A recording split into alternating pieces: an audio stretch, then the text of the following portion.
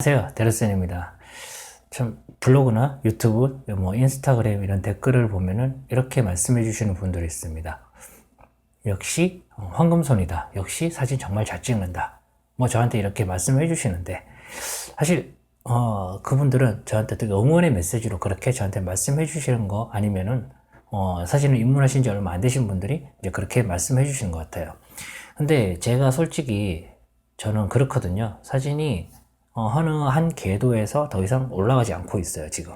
그래서 그것을 이제 깨기 위해서 어떻게 보면은 나만의 프로젝트를 준비를 하고 거기에 대해서 전시회도 지금 계획을 하고 있는데, 일단은 그게 중요한 게 아니라 사진을 보고 여러분들께서 정말 좋다라고 느끼셨다면은 한 가지 아셔야 되는 부분들이 있습니다. 뭐냐면은 여러분과 저와는 그렇게 사진의 실력의 갭이 그렇게 크지가 않다. 네, 이것만 분명히 아시면 될 것 같아요. 저 같은 경우는 약점을 가지고 있어요. 그러니까 어떤 약점이냐면 사진을 하는 데 있어서 방해가 되는 약점들이죠. 어떻게 보면. 일단 먼저 저는 예술적인 감각이 일반인들보다 좀 떨어지는 편이에요. 그러니까 일반인들, 제가 말하는 일반인은 이중갑선의 편견이라고 하면 이거보다 낫다는 거예요, 제가. 독창적인 사진이라든지 창의력이 들어간 이런 사진을 찍을 때는 저 같은 경우는 좀 많이 애를 먹는 편입니다. 그래서 좀 오랜 시간 준비를 해야 되고 남들보다 좀 더 많은 생각을 해야 돼요. 이런 부분들이 사실 약점이라는 거죠. 즉 쉽게 말해서 초보 때부터 지금까지 오는 과정이 다른 분들, 일반적인 다른 분들에 비해서는 거의 한 2배 정도는 걸렸다고 생각해요. 시간이 말이죠. 두 번째가 이제 집중력하고 이제 인내심인데, 이것은 사실 제가 가지고 있는 약점 중에 제일 큰 게 아닌가 싶어요. 예. 어떤 업무라든지 프로젝트를 진행할 때 그 집중력을 가지고 그리고 추진력을 가지고 쭉 진행을 해줘야 되는데, 이게 저는 이제 이런 추진력, 밀어주는 힘이 상당히 약해요. 그래서 하다가 중간에 막 복잡한 일이 막 얽히고 설켜버리게 되면 이것을 정리를 한 상태에서 딱딱딱 맞춰서 들어가 주면 좋은데, 그게 아니라 손을 놔버린다는 거죠, 거기서. 그리고 나중에 해야지 라고 했다가 결국은 거기서 더 이상 진행을 안 한 경우가 상당히 많았어요. 이게 사실 이것을 쭉 진득하게 해주면은 정말 좋은데, 참 그런 부분들이 안 되다 보니까 참 이런 부분들이 사실 사진에 있어서는 정말 큰 약점으로 작용하게 됩니다.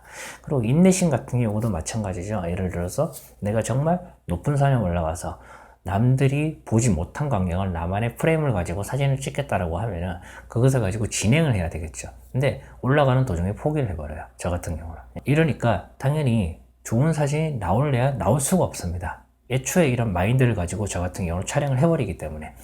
그래서 이제 여러분들께서는 저와 좀 많이 다를 거예요. 아마 저보다도 인내심도, 그리고 추진력, 그리고 집중력, 이런 부분들도 저보다는 훨씬 더 높다라고 생각합니다. 사진을 방금 시작하셨다고 해도 말이죠. 사진을 입문하시는 분들에게 제가 드리고 싶은 말은, 사진을 이제 찍다 보면 너무 진중하게 접근하지 않으셨으면 좋겠어요. 사진을 찍는 데 있어서 결과물이 나오지 않는다고 해서 거기에 대해서 스트레스를 받는다. 사실 스트레스를 받으면 거기에 대해서 발전할 수 있는 그게 계기가 될 수는 있겠죠. 근데 잘못하면 스트레스를 받다가 또 거기서 발전을 하지 않게 되면 결국 나는 사진의 소질이 없구나 라고 생각해서 카메라를 놓는 경우도 좀 있습니다. 그래서 제가 드리고 싶은 말은, 여러분이 어떤 사진을 찍었을 때 결과물이 내가 생각하는 만큼 그렇게 나오지 않는다. 그러면은 그것은 지금 여러분이 가지고 있는 행복한 고민에 빠지시는 거예요. 처음 사진을 시작해 볼 때를 생각하시면 돼요. 이제 막 카메라를 시작해야 되겠다라고 생각해서 카메라를 구입했고, 그 카메라가 도착을 하자 렌즈를 끼워 가지고 밖에 나가서 꽃이라든지 집에 있는 강아지라든지 이런 것들을 찍었다. 근데 참 아웃포커싱이 잘 되고 이쁜 사진이 나오더라. 퇴근 후에 맥주 한 잔 들고 어떤 이제 하천에 가서 야경 사진을 찍는다라든지, 참 그런 부분들이 있잖아요. 사진을 찍는 것 자체에 힐링을 하고 즐거움을 느낄 수 있는 것, 그것을 생각하시는 게 좋습니다. 그리고 결과물은 그 다음이에요. 결과물이 나오지 않는다, 결과물이 이 사람의 결과물이 내 사진보다 결과물이 좋다, 부러울 수는 있겠죠. 근데 그렇게 환상적이고 쨍하고 아름답고 이쁘고 멋있는 그런 독창적인 사진이 여러분이 방금 찍은 사진, 이런 사진들과 비교했을 때 어느 것이 좋다라고 말하기는 그 누구도 이야기할 수 없을 겁니다. 어떤 사진을 찍고 어떤 목표를 가지고 사진을 시작하겠다, 이것은 여러분의 자유입니다. 반드시 DSLR을 샀다고 해서 사진을 진중하게 접근해야 될 필요도 없고요. 컴팩트 카메라를 사거나 스마트폰으로 찍는다고 해서 사진을 가볍게만 찍어야 된다는 법은 없어요. 여러분이 그것은 선택하는 것이, 누가 그것을 정해줄 수 있는 부분은 절대로 아닙니다. 길을 걷고 있는데 아주 조그만한 사진관을 하나 본 적이 있습니다. 거기에 어떤 문구가 적혀 있었냐면은, 증명사진을 찍어 드립니다. 하지만 보정은 저희는 할 줄 몰라요.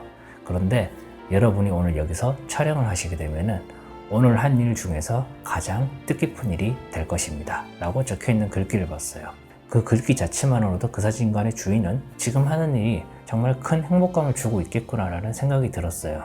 제가 드리고 싶은 말은 여러분이 여러분의 가족, 지인 이런 분들 찍는 거 절대로 여러분의 가족, 지인 그리고 여러분의 애완동물 그리고 여러분의 동네 풍경 별거 아닐 수 있어요. 다른 사람들이 봤을 때는 정말 별거 아닐 수 있습니다. 당연한 이야기겠지만 이런 사진들의 가치가 진짜 전 세계 내노라는 공모전에서 1위 수상작 그런 작품하고 비교했을 때 어떤 것이 가치가 좋다라고 말하기는 상당히 힘들어요. 네.